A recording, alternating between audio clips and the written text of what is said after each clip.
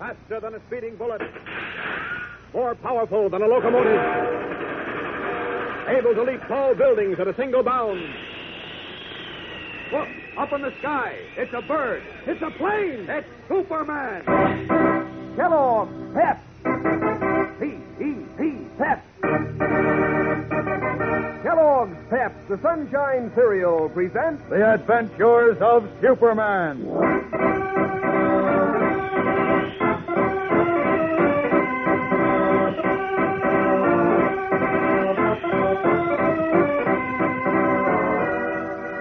Today, the far-flung search for Alonzo Sturgeon has taken Superman to Texas, where once again the trail ends in mystery.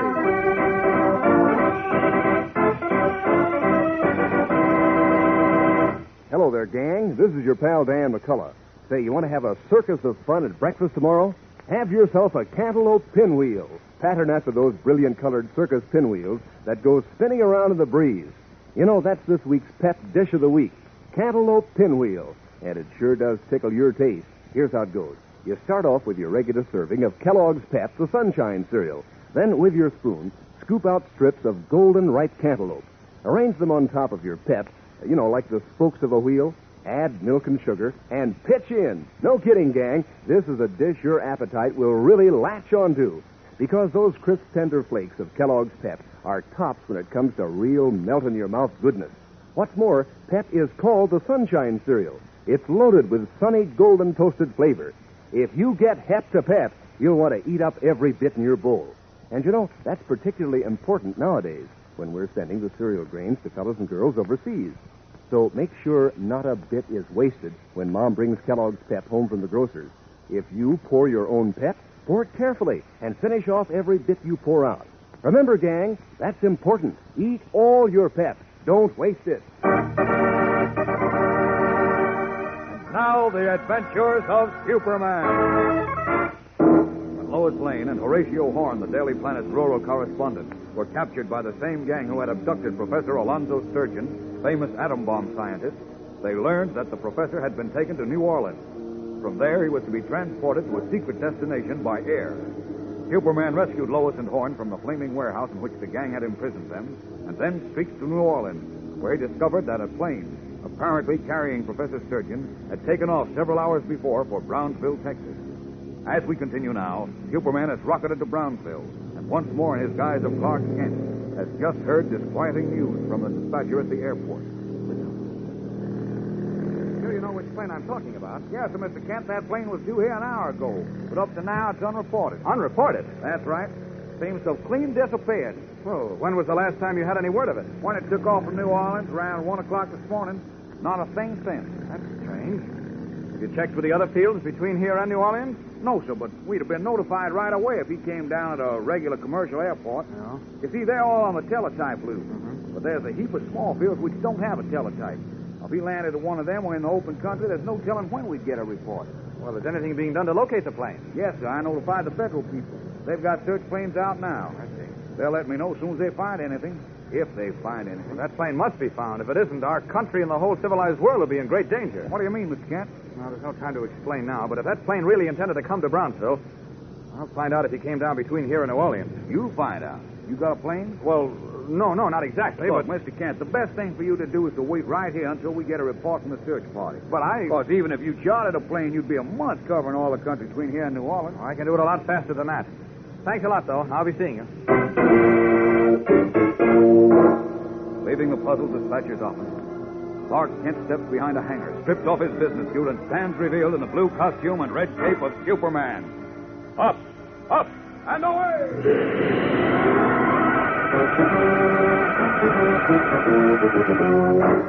Leaping high into the sky over the Brownsville airport, the Man of Steel streaks away toward New Orleans, his keen eyes searching every inch of the terrain below for a converted Army transport, number 43-743.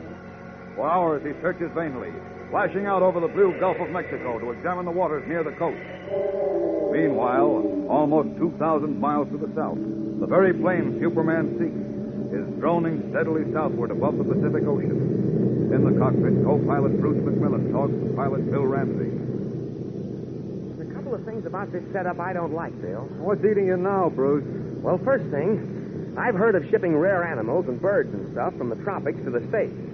But this is the first time I ever heard of flying a specimen of fish from the States to the tropics. Live and learn, boy. Live and learn. Anyhow, what's it to you so long as we collect $5,000 for the trip?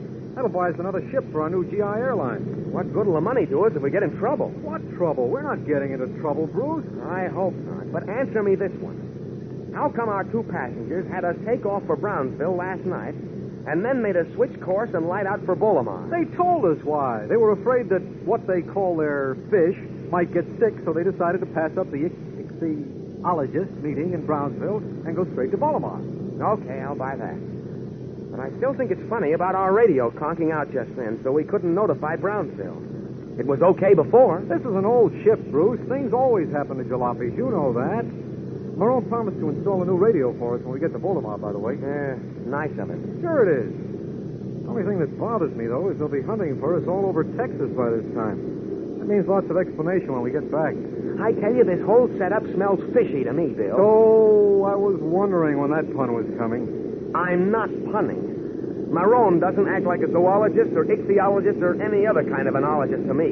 And Dr. Blomberg reminds me of some of those big-shot Hitler heels we saw in Germany. Look, Bruce, will you stop looking for trouble for the love of Mike? Okay. But don't say I didn't warn you. I just wish I could hear what those two are talking about back there in the cabin. Probably just telling fish stories. Relax, pal, relax.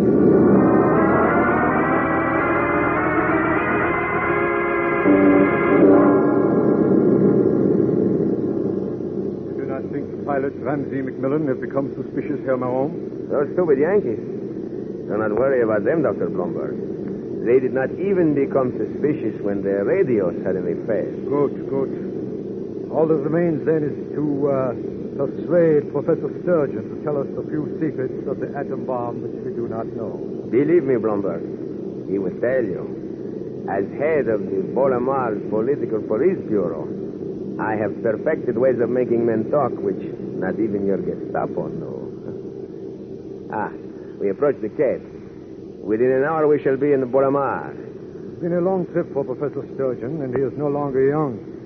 You are certain it is a good physician who travels with him in that packing case? It is our leader's own physician who accompanies him. Do not worry. He assured me only a few minutes ago that the big fish whom he keeps unconscious to prevent any outcry is in excellent condition. But is it safe to keep a man unconscious so long? Forgive me for asking, but I am a scientist, not a physician. I said do not worry. Our man knows his job. What of these pilots?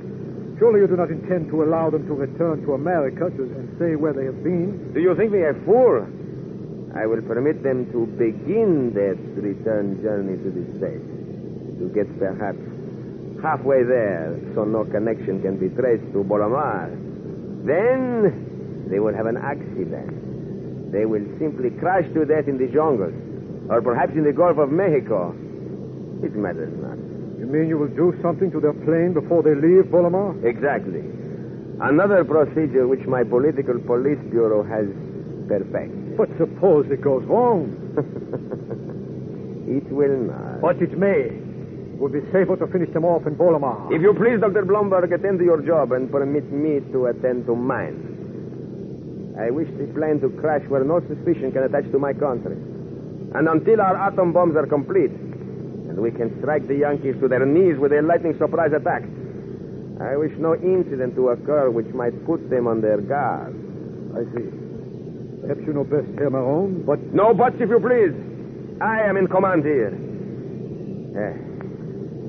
Now, I see we have passed over the Cape. I will go to instruct the pilots how to proceed to the secret airport. And there, while they lunch with me, my men will make the little adjustments to their plane, which will eliminate the only clue to the so precious Professor Sturgeon.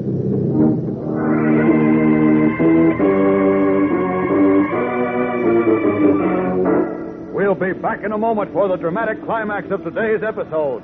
So stand by. You know, gang, when a fellow or girl feels like tearing into a good day of work or play, it's almost a sure bet that there's a good, hearty breakfast somewhere in the picture. And did I mention Kellogg's Pep? Why, Pep is the old appetite tickler that makes you want to eat hearty. Good to look at when you hitch up your chair to the table. Golden and toasted and crisp as can be. And is Pep terrific to taste. You can't beat that sunshine flavor for teasing your spoon right back for more. You know, Kellogg's Pep is called the Sunshine Cereal. It's famous for sparkling, sunny goodness and for its solid whole wheat nutrition. Mom will tell you how good it is for you, sure. And she likes the way you dig into your dish of Kellogg's Pep until you've finished off every last tender flake. And nowadays, too, there's a new angle to this business of not wasting cereal. You see, the cereal grains have been picked out to help give good nourishment to fellows and girls all over the world. So when Mom brings Kellogg's Pep home from the grocer's, you make sure there's no waste at your house. If you pour your own Pep, pour it carefully and eat up every bit you pour out. And pass the word along to the rest of your family, too. Remember, gang, eat all your Pep. Don't waste it. Late that evening, a converted Army transport plane with pilot Bill Ramsey and co-pilot Bruce McMillan at the controls wings across a dense tropical jungle and sights the moonlit waters of the Gulf of Mexico ahead. Well, here we are on our way again, Bruce, and it won't be long now before we'll be home. That'll be okay with me, Bill. I won't feel right till we sit down on our own little old runway. Still haunted by the good Senor Marone and Dr. Baumberg, huh? You bet I am. But we're rid of them. They're not with us anymore. I know. But just the same, I don't feel quite safe yet. I wouldn't trust those two as far as I could throw this old crate of ours. Tis, such gratitude. And we with 5,000 of their simoleons. Not to mention the fancy radio they tossed in for free. I know. Maybe I'm crazy, Bruce. But I still say those guys are bad actors. I don't like... Hey, wait. Huh? Something's happened to our number one motor. What the... You're not kidding. It's on fire. I'll switch it off. Get the extinguisher going, Bruce. Hurry. Right. Holy cats, look. Signal's number 2. Creepers, what caused that on? Search me. Signal's number 3. What? Hey, look out. We're losing altitude fast. You're telling me. Quick, get on the radio. SOS. Give our number and position. Hurry. Right. Attention, all stations. Attention, all stations. Plane 43-743 in trouble over Gulf. 3 engines gone. Position 96.5. 15.6. There goes number 4. We're going down, Bruce. Stay on that radio. It's starting to spin. Attention, all stations. SOS. SOS. Plane 43-743 in crash site. Hang on, Bruce. Here we go. Holy smokes, we're going to crash into the Gulf.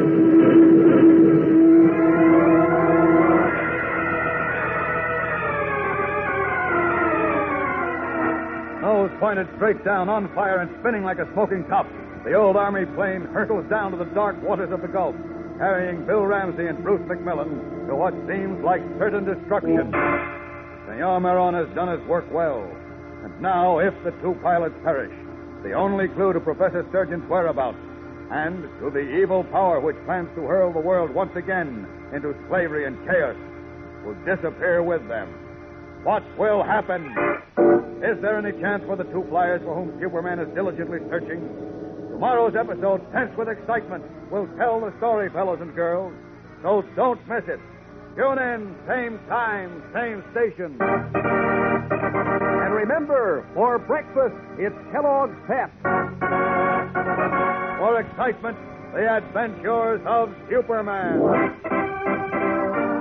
Superman is a copyrighted feature appearing in Superman DC comic magazines and is brought to you Monday through Friday at this same time by Kellogg's Pep, the Sunshine Cereal. Say, gang, when you line up all the famous names that you know, you'll find that Kellogg is mighty near the top. That's Kellogg, the greatest name in cereals. And here are some of the good things Kellogg packs into each plump, tender biscuit of Kellogg shredded wheat. Flavor, natural nut-sweet flavor, toasted just right. Nutrition, fine whole wheat nourishment. And for economy, Kellogg packs 15 biscuits in every package. And they're made to fit the bowl. Try them soon. You'll like Kellogg shredded wheat. And be sure to be with us tomorrow for the thrilling adventures of Superman. This is the Mutual Broadcasting System.